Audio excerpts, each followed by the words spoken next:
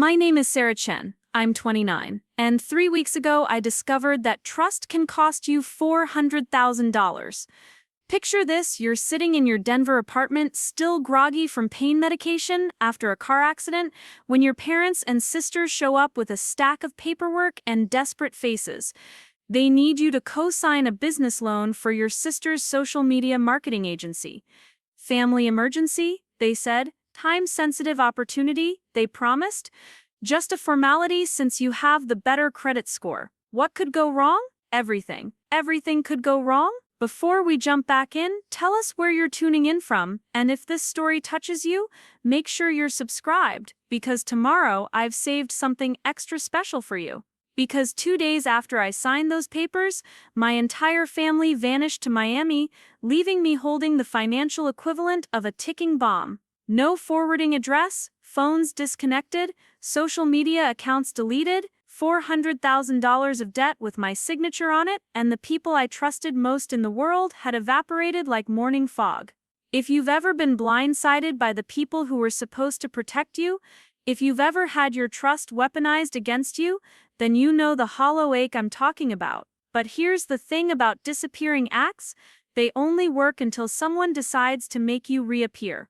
And I was about to become very, very good at magic tricks. The morning everything unraveled started like any other Tuesday in Denver. I was finally feeling human again, after 3 weeks of recovery from what should have been a minor fender bender on I-25.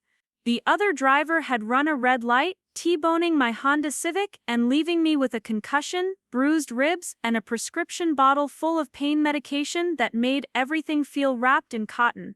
I'd been working from home for my tech startup, debugging code for our latest cryptocurrency trading platform, when the familiar sound of my mother's voice echoed through my Capitol Hill apartment building's intercom. Linda Chen had always been dramatic, but something in her tone that morning sent ice water through my veins.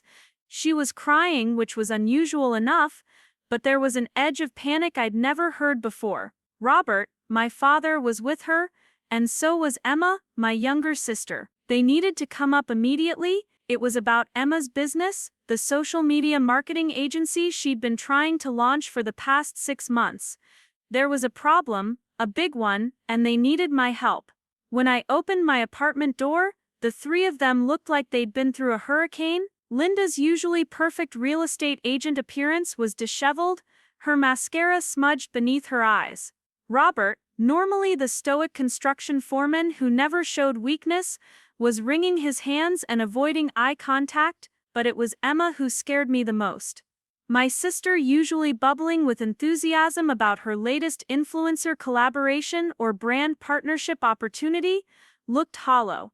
Her skin was pale, and she clutched a manila folder against her chest like it contained her entire future. They pushed into my living room, and Linda immediately launched into what felt like a prepared speech. Emma had been selected for an incredible opportunity, she explained, her words tumbling over each other in her rush to get them out. A major Miami-based marketing firm wanted to partner with her agency, but they needed proof of financial stability. The partnership could be worth millions, but Emma needed to secure a business loan first, a substantial one to show she had the capital to handle large-scale campaigns. $400,000 substantial? The medication I was on made everything feel slightly surreal, like I was watching this conversation happen to someone else.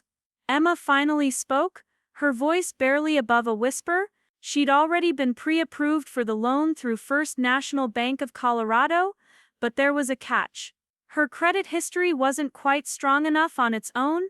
She needed a co-signer, someone with an established credit profile and steady income. Someone like me, with my software developer salary and pristine payment history. Robert cleared his throat, speaking for the first time since they'd arrived. The opportunity was time-sensitive, he said. The Miami firm had given Emma until the end of the week to provide proof of funding, or they'd move on to their second choice. This was her shot, her chance to build something real instead of chasing followers and brand deals that paid in free protein powder and discount codes. As her older sister, didn't I want to help her succeed? The paperwork they spread across my coffee table looked official and intimidating. Loan applications, financial statements, partnership agreements with logos I didn't recognize but that looked professional enough. Emma's business plan was actually impressive, detailing how she'd use the loan to hire employees, lease office space in Miami, and secure major client contracts. She'd clearly put thought into this, and for the first time in months, she seemed focused on something other than her Instagram follower count. Linda leaned forward, grabbing my hands with tears in her eyes. "They wouldn't ask if it weren't important," she said. Emma was finally ready to be responsible, to build a real career instead of chasing internet fame. This loan would change everything for her, give her the foundation she needed to support herself instead of constantly asking for help. As her family, we needed to support her dreams. The pain medication made it hard to think clearly, but the logic seemed sound. Emma would be the primary borrower, responsible for all payments. My role was purely ceremonial, just lending my credit score to help her qualify. She already had clients lined up in Miami, partnerships ready to sign once the funding was secured. The monthly payments would be easily covered by her projected income, and I'd never have to worry about it. Something nagged at me, a small voice in the back of my mind suggesting I should wait, should review everything more carefully when I wasn't medicated and groggy, but Emma was looking at me with such hope, and Linda was explaining how proud she was that Emma was finally taking initiative. Even Robert, who'd always been skeptical of Emma's social media pursuits, seemed genuinely excited about this business venture. They'd brought everything needed to complete the application. The bank representative would meet us the next morning to finalize everything they explained. It was just a formality at this point, since Emma had already been pre-approved pending the co-signer verification. We'd be in and out in an hour, and Emma could start her new life in Miami by the weekend. The next morning, still fuzzy from medication but determined to support my sister's first real business venture, I met them at the First National Bank downtown branch. The loan officer, a professional woman named Catherine Williams, walked us through the paperwork with practiced efficiency. She explained the terms clearly. It was a 5-year business loan at a competitive interest rate, with Emma listed as the primary borrower and business owner. My signature as co-signer was simply additional security for the bank, she assured me. Emma would handle all payments directly from her business accounts. Emma signed page after page with flourish, chattering excitedly about her Miami plans.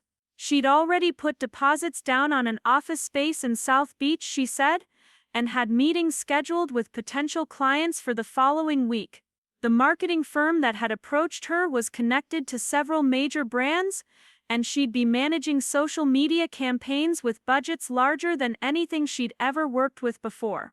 Catherine explained that as co-signer, I was legally responsible for the debt if Emma defaulted, but she emphasized that this was standard language required for all co-signed loans. Emma's business projections showed strong potential for profitability within the first year, and her pre-existing client relationships provided a solid foundation for success.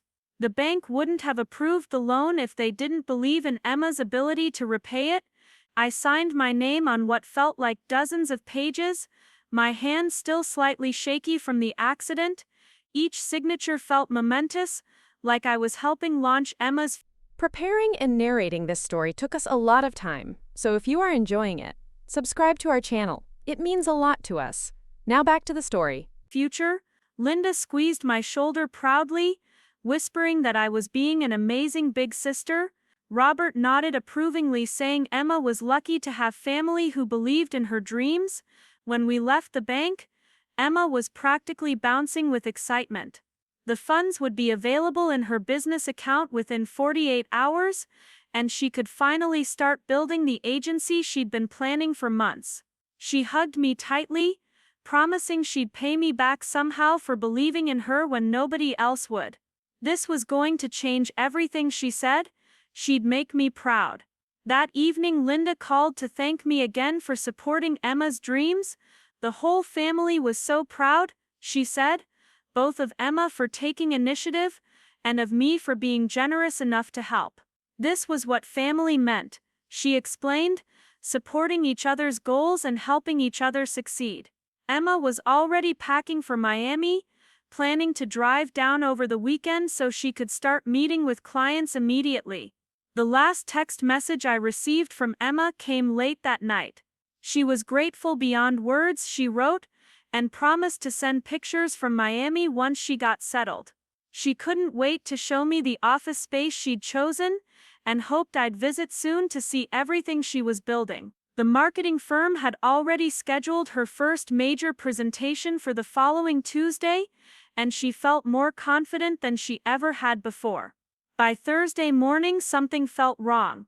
Emma hadn't sent the promised photos from Miami, hadn't posted anything on social media about her big move, hadn't responded to my text asking how the drive went.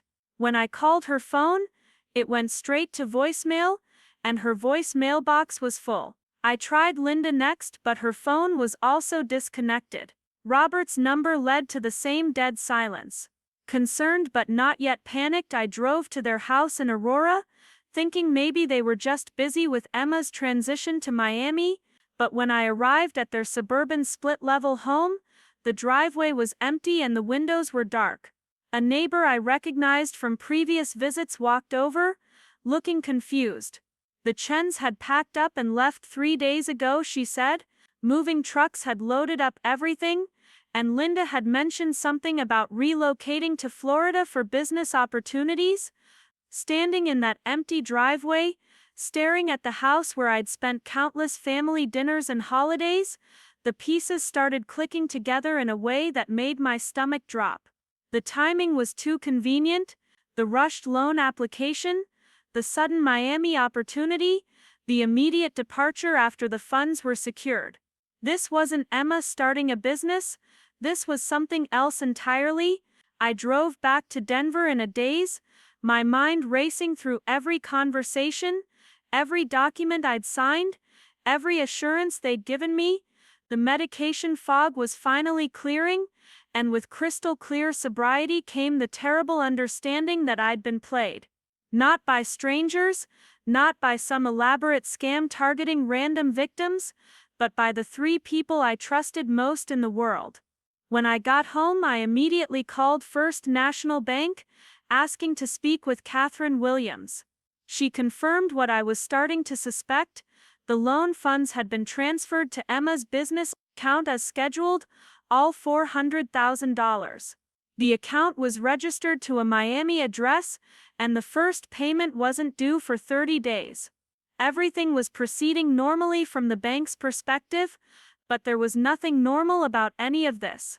My sister hadn't started a business in Miami, she'd started a disappearing act, and she'd taken my financial future with her. $400,000 of debt now sat squarely on my shoulders, attached to my credit score, tied to my name and my signature on dozens of pages I'd signed while medicated and trusting. The real nightmare wasn't the money, though that was staggering enough. It was the realization that everything they'd told me had been carefully crafted lies. The Miami marketing firm, the time-sensitive opportunity, the pre-existing client relationships, all of it designed to manipulate me into signing papers I should have reviewed more carefully. They'd waited until I was vulnerable, recovering from an accident and taking medication that impaired my judgment, and they'd struck with surgical precision. As I sat in my apartment that evening, staring at my copy of the loan documents, one thing became absolutely clear. My family might have thought they could vanish into thin air with my money, but they'd made one crucial mistake.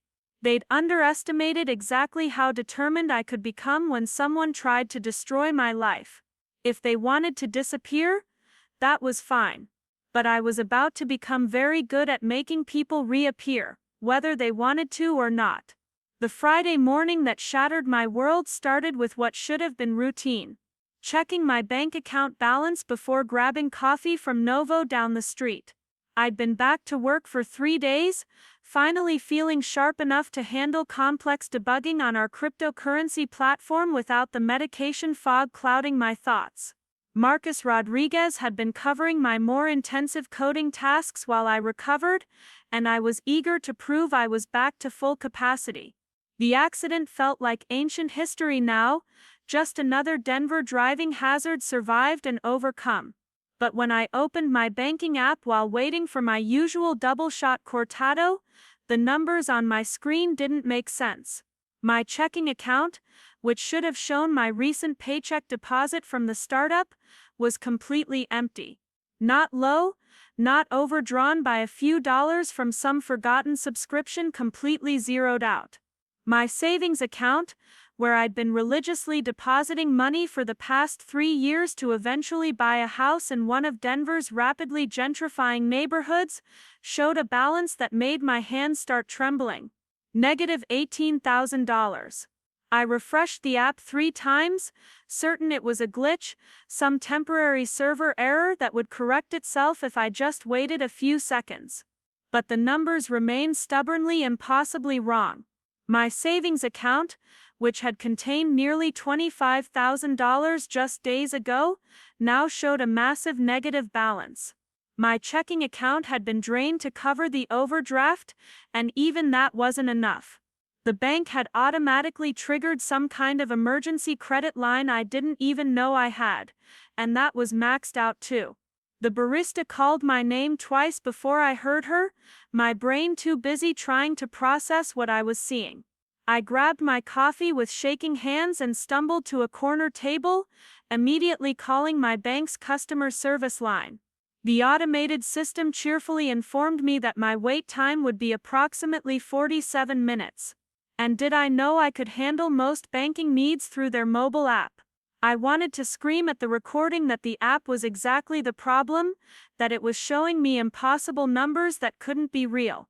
While I waited on hold, I started digging deeper into my account history, scrolling through recent transactions with growing horror. There it was, buried among my usual deposits and automatic bill payments, and massive withdrawal dated 3 days ago. $400,000 had been transferred from something called Chen Family Business Solutions LLC directly out of my accounts. The transaction was marked as a loan repayment, authorized through some kind of automatic debit system I'd never set up. My throat went dry as I realized what had happened. The loan documents I'd signed, the papers I'd barely read through while medicated and trusting, had contained more than just a co-signer agreement. Hidden somewhere in those dozens of pages had been authorization for Emma's new business to access my personal banking accounts. They'd set up some kind of automatic payment system, designed to look like Emma was responsibly making her loan payments, but instead of using her own money, the system was pulling directly from my life savings. When I finally reached a human at the bank, a customer service representative named David who sounded like he'd rather be anywhere else, his explanation made everything worse. The automatic payment system had been triggered when Emma's business account showed insufficient funds for the first loan payment. Since I was listed as the co-signer and had apparently authorized the backup payment method, the system had automatically debited the full payment amount from my linked accounts. The problem was, the payment wasn't just the monthly installment method, it was some kind of balloon payment that covered several months in advance. David's tone was professionally sympathetic but ultimately unhelpful. These kinds of automatic payment arrangements were becoming common for business loans, he explained, designed to ensure payments were never missed and co-signers didn't face unexpected credit impacts. The fact that I didn't remember authorizing it didn't matter. My signature was on file, and the bank's records showed I'd agreed to the terms.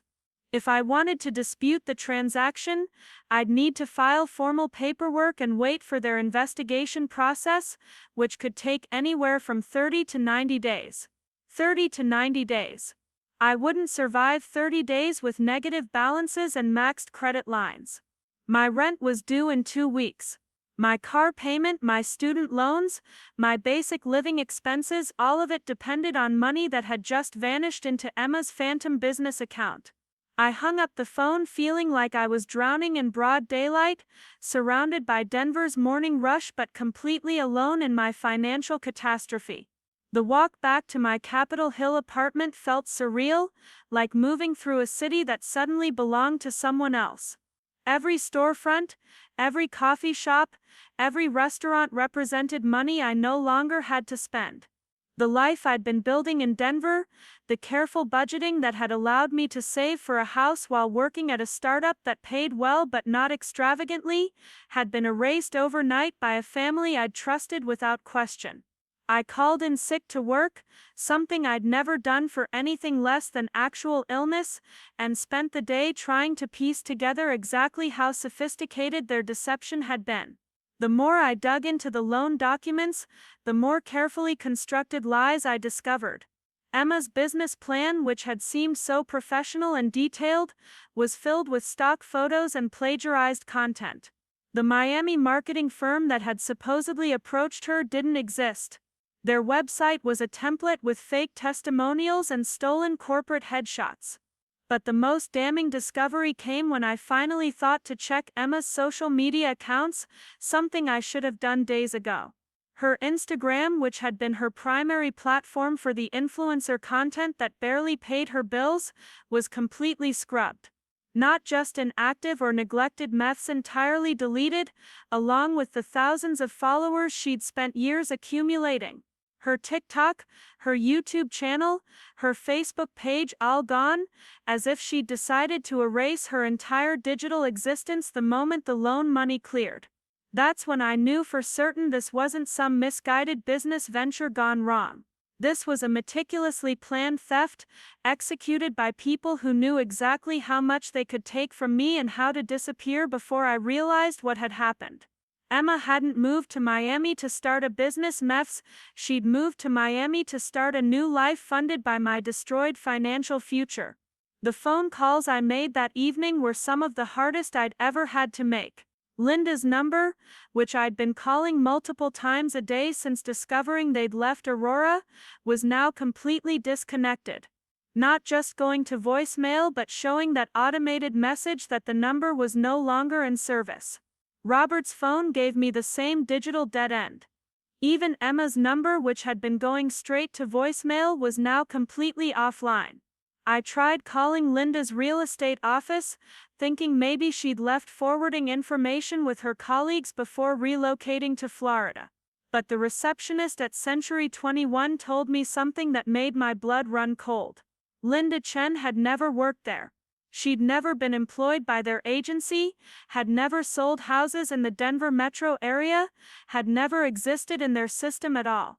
The business cards I'd seen her carry, the professional attire she wore to supposed client meetings, the stories about difficult buyers and competitive markets, all fabricated. The same pattern emerged when I tried to track down Robert through his construction connections. The foreman position he'd supposedly retired from didn't exist. His former coworkers, the job sites he'd claimed to manage, the pension he'd said would support their retirement. None of it was real. The people I'd thought of as my parents, the family I'd grown up believing in, were apparently strangers wearing masks they'd maintained for decades. That realization hit harder than the financial theft.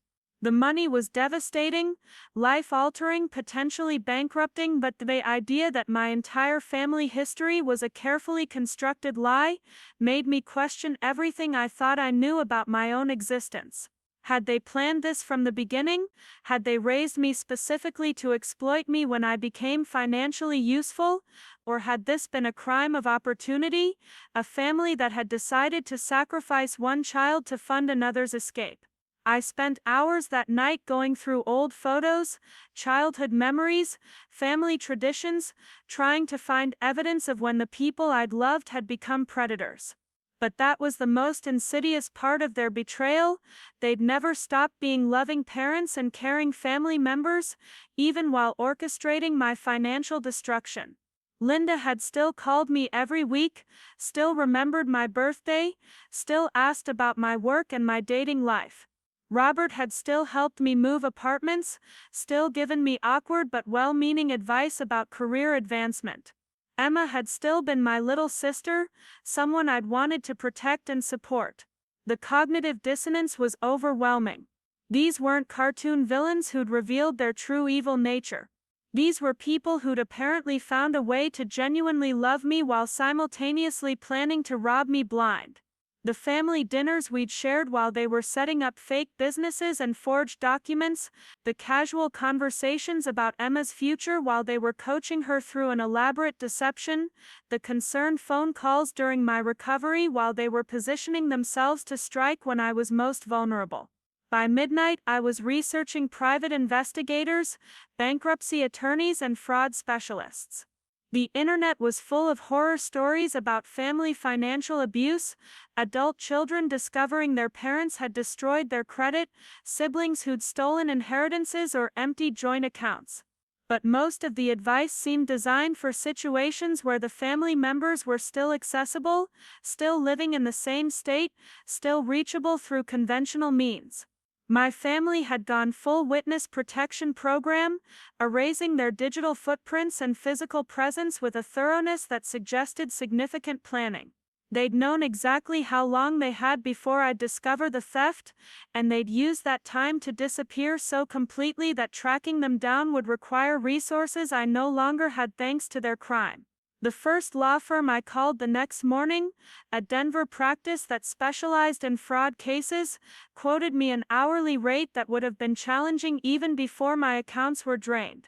The private investigator I contacted was more affordable but bluntly honest about the difficulties of tracking people who'd deliberately gone off-grid. Without knowing their specific location in Miami, without access to their new financial accounts or employment records, without even knowing what names they might be using now, finding them could take months and cost thousands of dollars I didn't have. That's when I realized I was going to have to become my own detective, my own lawyer, my own recovery specialist. If my family thought they could disappear into the Florida humidity and leave me holding the bag for their crime, they'd underestimated exactly how resourceful a software developer could become when her survival depended on it. The first real breakthrough came from the most unlikely source, Emma's vanity.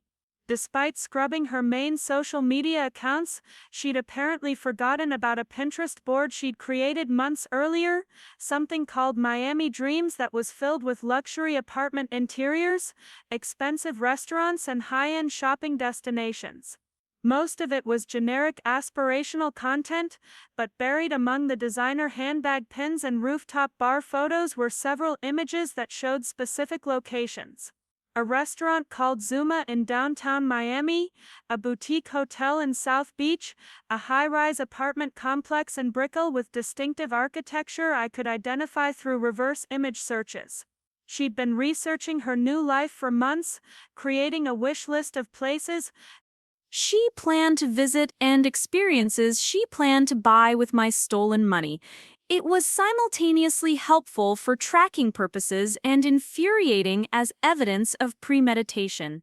The apartment complex photos were particularly useful. The building was clearly expensive, the kind of place that would require substantial deposits and proof of income. If Emma was living there, she was spending my money on luxury accommodations while I faced the prospect of losing my own modest Denver apartment. But more importantly, it gave me a specific address to investigate, a physical location where at least one member of my missing family might be found. I spent my lunch break that day calling the leasing office of the Brickell high-rise, pretending to be a potential tenant interested in availability and pricing. The leasing agent was cheerfully helpful, explaining that most of their one-bedroom units rented for over $4,000 a month, with 2 bedrooms starting at $6,000. They required first month's rent, last month's rent, and a security deposit equivalent to 1 month's rent just to move in. For someone like Emma, who'd never held a steady job or maintained her own apartment, coming up with $12,000 to $18,000 up front would have been impossible without access to my stolen money. When I casually asked about recent move-ins, mentioning that a friend had said she might be moving to the building, the agent mentioned they'd had several new residents from out of state in the past month. Privacy policies prevented her from sharing names, but she did confirm that they'd had new tenants from Colorado, which made my heart rate spike. It wasn't proof, but it was a lead heavens the first concrete evidence that my family might actually be where I suspected they were. The second major discovery came from Robert's supposedly non-existent construction background. While researching his fake employment history, I'd been cross-referencing his stories with actual Denver construction projects from the past few years. Most of his claims were completely fabricated, but I found one interesting inconsistency: if a project he'd mentioned several times actually did exist, and the timeline matched his stories perfectly. The project was a high-end residential development in Cherry Creek, the kind of luxury construction that would have required experienced foremen and specialized workers. When I called the development company pretending to be verifying employment for a reference, they had no record of a Robert Chen in any supervisory role. But they did have records of a Robert Martinez who'd worked as a foreman on the project during exactly the time frame Robert had claimed. Robert Martinez. Not Robert Chen. It was possible they were different people, but the timing was too coincidental. If Robert had been working under a different name, it suggested a level of identity manipulation that went far beyond simple employment lies. It raised the possibility that none of them were actually using the names I'd grown up knowing them by, that the people I'd called family had been living under assumed identities for years. That discovery sent me down a rabbit hole of identity research that consumed my entire weekend. I searched for variations of their names, cross-referenced their supposed employment history with actual records, and tried to find any documentation that proved they'd ever legally existed as the people I'd known them to be. What I found was a pattern of carefully constructed false identities, employment records that didn't match their stories, and financial histories that made no sense given their claimed income levels. Linda's real estate career was completely fabricated, but I found traces of someone named Linda Vasquez who'd worked in property management for several apartment complexes around Denver. The timeline matched, and the background would have given her access to real estate terminology and market knowledge without requiring the licensing and education her supposed sales career would have demanded. It also would have given her insights into tenant screening processes, credit checks, and financial documentation, exactly the kind of knowledge she'd have needed to coach Emma through the loan application process. The more I dug, the more I realized that my entire family history was an elaborate fiction. The stories they'd told me about their backgrounds, their careers, their dreams and aspirations, all carefully crafted lies designed to maintain their cover while positioning themselves to eventually exploit whatever success I achieved. I wasn't just dealing with a family that had betrayed me, I was dealing with a family that had never actually existed in the first place. By Sunday night, I had enough evidence to suspect my family was living in Miami under false identities, funded by my stolen money. I had potential addresses, fake names they might be using, and a growing understanding of how sophisticated their long-term deception had been. But I still didn't have a way to make them accountable for what they'd done to me, and I still didn't have a way to get my money back. That's when I decided to stop playing defense and start playing offense. If my family wanted to play identity games, I could learn those rules too.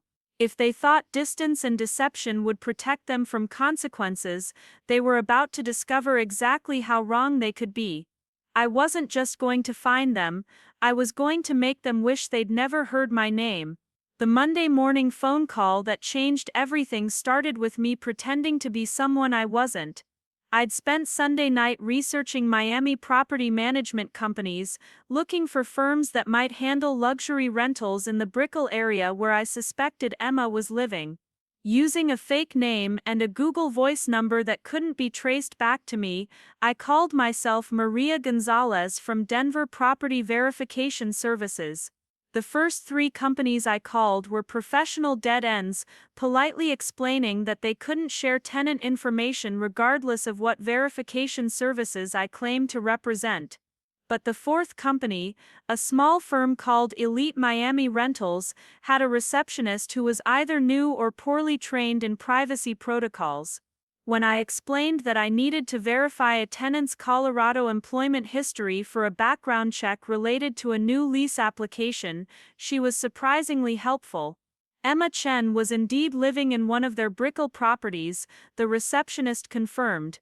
She'd moved in 3 weeks ago with excellent references and had paid her entire first year's rent up front, nearly $60,000 in cash. The receptionist mentioned this detail with obvious admiration, noting that most young professionals struggled to come up with even the basic deposits their luxury properties required. $60,000. Just the rent for 1 year was more than twice my annual savings, money that had taken me 3 years of careful budgeting to accumulate. Emma was living in a luxury high-rise, paying rent that exceeded most people's entire salaries, all funded by the financial destruction of my life. The casual way the receptionist mentioned the cash payment made it clear that this level of expenditure was completely normal for Emma's new lifestyle. When I pressed for more details, claiming I needed to verify Emma's employment income for my report, the receptionist mentioned that Emma had listed herself as the owner of a successful social media marketing agency with offices in both Denver and Miami. Her monthly income on the rental application was listed as $35,000, a figure that was completely impossible given her actual work history, but that would have justified the expensive rent to any landlord. More interestingly, the receptionist mentioned that Emma hadn't been living alone. She'd applied for the apartment as part of a family unit, with her parents listed as co-tenants and additional income sources. Linda was described as a real estate investment consultant, and Robert was listed as a construction project manager. Their combined household income on the rental application was over $200,000 annually, all of it fictional but documented with fake employment letters and forged financial statements. The sophistication of their deception was staggering. They hadn't just stolen my money and disappeared, they'd created entirely new professional identities, complete with fake income documentation that would satisfy Miami luxury rental requirements. They'd transformed my $400,000 into a lifestyle that looked legitimate on paper, surrounding themselves with the kind of financial documentation that would make landlords, banks, and businesses treat them as successful, reliable customers. After hanging up with Elite Miami Rentals, I immediately called the Brickell apartment building directly, this time pretending to be a potential resident interested in touring available units. The leasing agent was eager to schedule a showing, mentioning that they had several beautiful units available with the same floor plan as some of their recent successful tenants. When I asked about the building's amenities and community atmosphere, she enthusiastically described the rooftop pool, the private gym, and the kind of affluent young professionals who made up most of their resident base. The building tour was scheduled for the following Friday, giving me almost a week to plan exactly how I wanted to handle the confrontation. Part of me wanted to surprise them, to show up at their door with police and documentation of their theft. But a larger part of me wanted them to see me coming, to understand that their disappearing act had failed, and that the sister they'd betrayed was no longer the trusting victim they'd left behind in Denver. I spent the week preparing for what felt like the most important business trip of my life. I used my remaining credit to book a flight to Miami, a hotel room near the Brickell Financial District, and a rental car that would give me the mobility I'd need to track down my family's new life. Marcus at work covered my projects without asking too many questions, though I could tell he was worried about my increasingly distracted behavior and the dark circles under my eyes from sleepless nights spent researching fraud recovery strategies. The flight to Miami gave me 3 hours to think about exactly what I wanted to say to the people who'd raised me and then robbed me blind. Part of me was still hoping for some explanation that would make sense of their actions, some desperate circumstance that had forced them into a crime they regretted. But the more I'd learned about the sophistication of their deception, the more obvious it became that this was a carefully planned operation executed by people who'd viewed me as a mark rather than family. Linda's fake real estate career hadn't been a recent invention, it had been a decade-long performance designed to explain inconsistent income and frequent absences. Robert's construction stories hadn't been nostalgic reminiscences about his working days, they'd been cover stories for whatever illegal activities had actually funded their lifestyle. Emma's social media career hadn't been a naive young woman chasing internet fame, it had been research and preparation for the identity she'd need to assume once they'd stolen enough money to start over. The three people I'd called family were apparently career criminals, possibly con artists who'd been running long-term scams for years before finally deciding to cash out using me as their exit strategy. The family dinners, the holiday celebrations, the birthday calls and graduation congratulations, all of it had been part of an extended performance designed to maintain their cover until they could execute their final theft. Miami's humidity hit me like a wall when I stepped off the plane, but it was nothing compared to the suffocating weight of betrayal I'd been carrying since discovering their theft. The city was exactly what I'd expected from Emma's Pinterest board, flashy, expensive, full of the kind of superficial glamour that would appeal to someone spending stolen money on a lifestyle she'd never earned. The hotel I'd booked was modest but clean, a deliberate contrast to the luxury accommodations my family was enjoying with my money. Every dollar I spent on this trip was money I couldn't afford to lose, but finding them and confronting them was no longer optional. They'd made the calculation that distance and deception would protect them from consequences, but they'd forgotten that the sister they'd betrayed was a software developer with research skills and the kind of methodical persistence that came with debugging complex code for a living. Friday morning, I dressed carefully for the apartment tour, choosing an outfit that would help me blend in with the kind of affluent young professionals who could afford Brickell luxury rentals.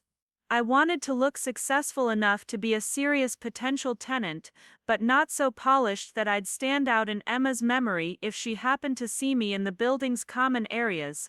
The leasing agent who showed me around the building was enthusiastic and thorough, pointing out amenities that represented more money than I'd ever spent on housing.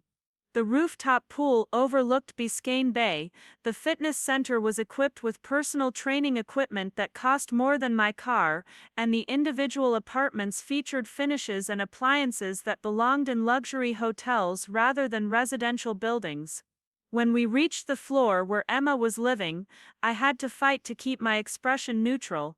The hallway was elegantly appointed, with artwork and furnishings that screamed expensive taste and unlimited budgets. The apartment numbers were clearly visible, and I memorized Emma's unit number while pretending to evaluate the building's noise levels and privacy features. As we concluded the tour, I mentioned that I'd be making a decision quickly and asked about the application process for someone relocating from out of state.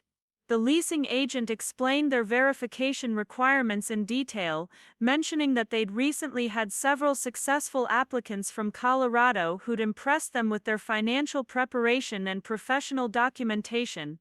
The comment was clearly meant to be encouraging, but it confirmed that my family's fake credentials had been sophisticated enough to fool professional property managers.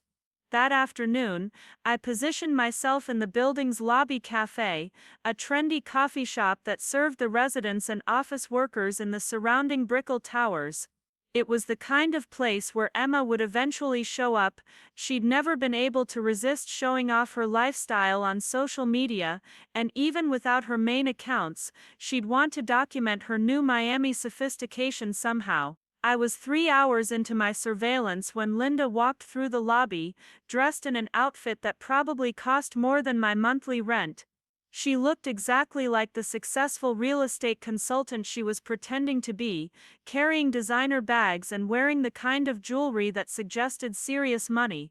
But she also looked nervous, constantly checking her phone and glancing around as if she expected to be recognized or followed. The sight of her so close I could have reached out and touched her filled me with a rage so pure it was almost calming. This was the woman who'd raised me, who'd taught me about family loyalty and supporting the people you loved. This was the woman who'd cried while asking me to help Emma achieve her dreams, who'd hugged me and called me the best big sister anyone could ask for. And this was the woman who'd systematically planned my financial destruction while maintaining the performance of loving motherhood right up until the moment she disappeared with my money. I followed her at a distance as she left the building, walked 3 blocks to an upscale shopping district, and entered a boutique that specialized in the kind of designer clothing I'd only seen in magazine advertisements. Through the window, I watched her casually browse items that cost more than most people's monthly salaries, eventually purchasing several pieces without even checking price tags. She was spending my money like it was infinite, buying luxury goods with the casual indifference of someone who'd never had to budget for basic necessities. Every item she purchased represented hours of my work, months of my careful saving, years of my financial planning. She was literally wearing my future on her back, carrying my dreams in designer shopping bags, living my financial security as her daily entertainment budget. When she left the boutique, I continued following her back toward the apartment building, staying far enough behind to avoid detection but close enough to observe her behavior. She moved through Miami like she belonged there, like she'd been living this lifestyle for years rather than weeks. There was no guilt in her posture, no anxiety about being caught, no sign that she considered herself a criminal who might face consequences for her actions. That's when I realized that confronting them wasn't going to be enough. They'd committed the perfect crime from their perspective, they'd stolen enough money to restart their lives in a different state, they'd covered their tracks well enough to avoid immediate detection, and they'd counted on my emotional attachment to family to prevent me from pursuing them aggressively. They thought they'd calculated all the variables and eliminated all the risks. But they'd made one crucial miscalculation. They'd assumed that the sister they'd betrayed would remain the same, trusting family-oriented person they'd manipulated for years. They'd forgotten that survival has a way of transforming even the gentlest people into something much more dangerous. They'd created an enemy when they thought they were just creating a victim, and I was about to show them exactly how expensive that mistake was going to be. That evening in my Miami hotel room, I made the decision that would change everything. Watching Linda spend my stolen money on designer clothes had crystallized something inside me. This wasn't just about getting my money back anymore, this was about consequences. I opened my laptop and began documenting everything. Screenshots of Emma's Pinterest board with Miami locations, photos of Linda shopping with my money, the rental information from Elite Miami Rentals. Every piece of evidence carefully organized and saved to multiple cloud storage accounts. I spent hours creating fake social media accounts with convincing profiles. Maria Santos, a Miami lifestyle blogger. Jessica Martinez, a freelance photographer. Carmen Rodriguez, a social media marketing consultant. Each profile was carefully crafted with stock photos and enough purchased followers to look established. Within 48 hours, Emma had connected with 2 of my fake profiles. She was using a new Instagram account under Emma Martinez, describing herself as a Miami-based marketing executive. Her feed showed luxury apartment shots, expensive meals, designer shopping trips, and glamorous nightlife experiences, all funded by my stolen money.